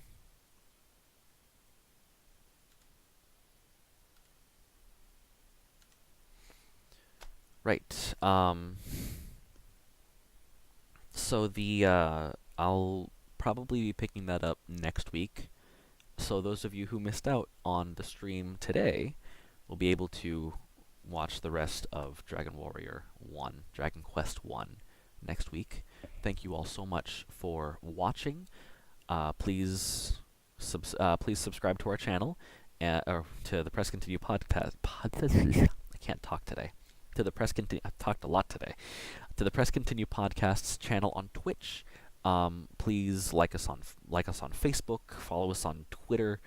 I believe they're on. Oh gosh, what's it called? Pinecast. It's on Pinecast. Please listen to the podcasts on Pinecast. I am not on the podcasts, but Adam and Brittany are.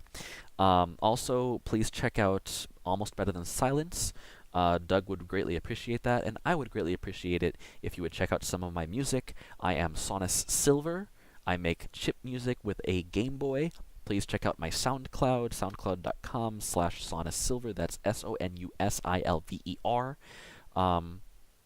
I also have a Facebook page that I hardly ever monitor, but please send me a message. Let me know if you like my music, if you don't like my music, if you think it sucks, if you think it's great, if you think it's fun, if you think it's danceable, anything like that.